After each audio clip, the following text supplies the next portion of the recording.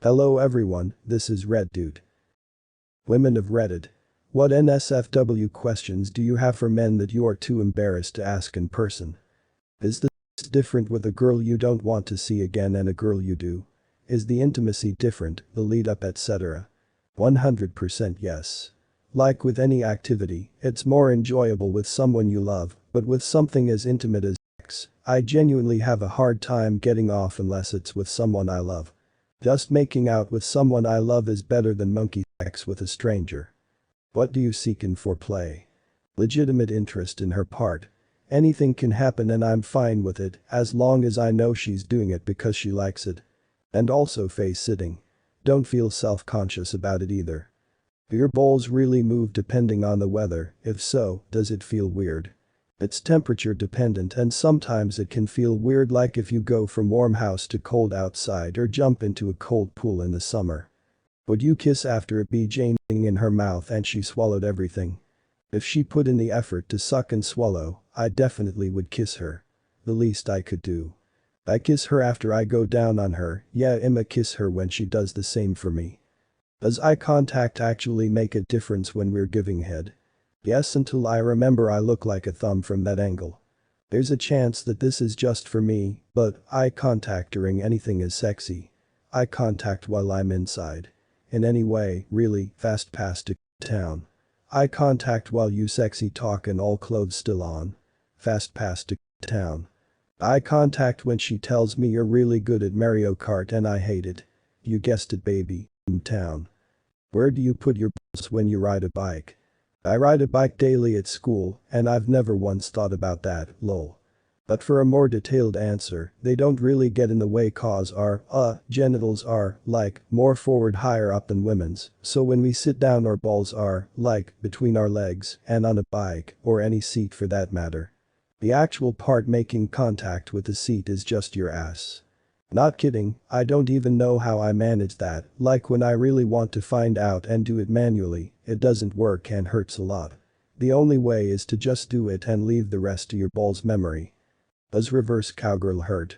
Am I bending your dick wrong way and guys are being nice by telling me they like it? Depends on how you move. If you're literally bending the dick you're doing it wrong, but if you're just moving it without bending it's fine. My fiancé broke my dick during the first week of our relationship while RCG. Hurt like a bitch, took months to feel normal again. Completely dependent on angle. Ideally your vagina is lined up vertically with the during reverse cowgirl, and it is more up and down than forward and back if that makes sense. Often women will be too low and misaligned, and that can cause forward bending of the and if done too vigorously, terrible injury. Are you looking at my butt when you do it from behind? If lights are on, yes, if lights are off, yes. Does it feel good when a girl grinds? BC it feels hella good for me, but I don't think it does much for guys so I don't do it much, but I don't want to quit. It's not particularly as stimulating as thrusting, but if I actually put my energy into feeling what's going on, it feels awesome all while not bringing me as close to orgasm as thrusts would. Plus the knowledge that she's enjoying it helps to continue turning me on. As someone who finishes particularly faster than most. Grinding is amazing to me because as you said it isn't as stimulating but still keeps me up and helps me last longer. And it hot in the fact that it looks hot and she's enjoying it, which automatically makes it sexy and worth doing. Also, I think I can speak for most men when I say, sometimes it's also nice to change pace and see her enjoy herself. Do you guys really enjoy going down on us, or do you just steal? I absolutely love going down on women. Super fun. Do you really enjoy having a in your mouth? It depends of course, but if the person giving is enjoying it, the person who receives it will clearly notice.